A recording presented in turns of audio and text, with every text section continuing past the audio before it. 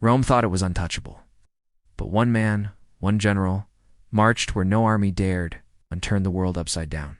Hannibal Barca, the Carthaginian general, was born in 247 BCE in Carthage, a city of merchants, soldiers, and ambition. From a young age, he swore an oath of enmity against Rome, a vow that would shape his entire life.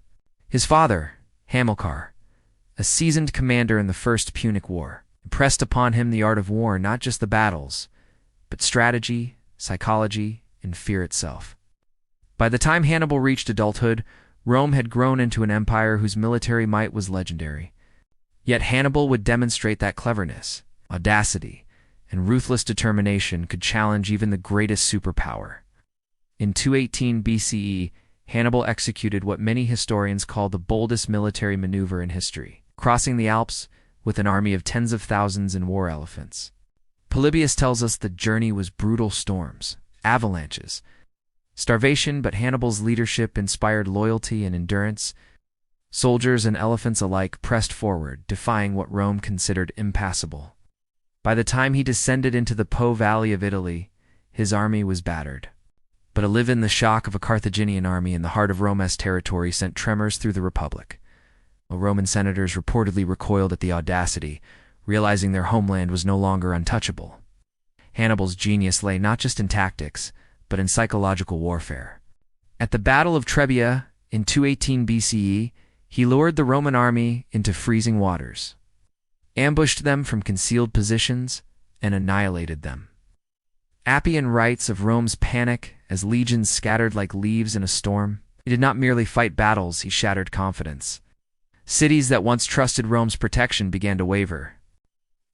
Hannibal treated conquered peoples differently than most generals. His victories were tempered with diplomacy, offering allies, protection, and strategic partnerships, deepening Rome's anxiety. Then came to 16 BCE and the Battle of Cannae, name etched in military history. Hannibal, outnumbered nearly 2-1, orchestrated a perfect double envelopment. The Romans, confident in their numbers, marched headlong into a trap. Polybius records that the slaughter was so vast, men suffocated in piles of bodies before swords even reached them. Cannae was not just a victory, it was psychological terror incarnate. Rome had suffered its worst defeat ever, yet Hannibal did not march on Rome itself. Instead, he continued to destabilize Italian allies, forcing Rome into a defensive, reactive posture for years. His restraint and strategy reflected genius, knowing that psychological impact often outweighed immediate conquest. For over a decade, Hannibal roamed Italy, winning skirmishes and battles, yet never capturing Rome. This period was a masterclass in strategic patience. Livy emphasizes his skill in keeping diverse allies loyal, maneuvering through difficult terrain, and exploiting Roman weaknesses. Few know Hannibal innovated battlefield techniques still studied today, utilizing war elephants to break formations, adapting local intelligence networks, and employing surprise night movements. He understood morale was as crucial as muscle.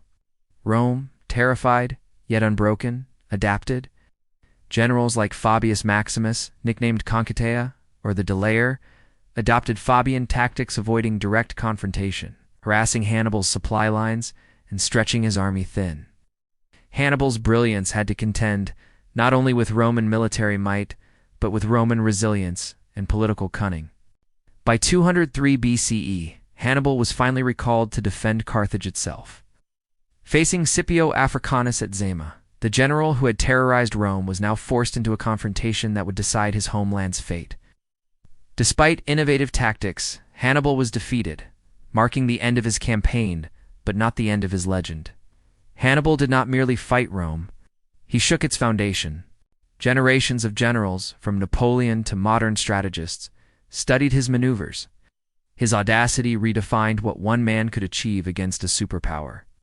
Even in defeat, his story inspired fear, respect, and admiration. Hannibal's genius was not in winning every battle, but in rewriting the rules of warfare. Psychological mastery, logistical audacity, and unyielding determination against impossible odds. The screen fades back to the Alps, snow drifting across empty passes. A single elephant tusk juts from the ground, a silent monument. Rome endured. Hannibal did not conquer all, yet for one decade, the world watched in awe and terror at the general who dared to challenge the mightiest empire of his age.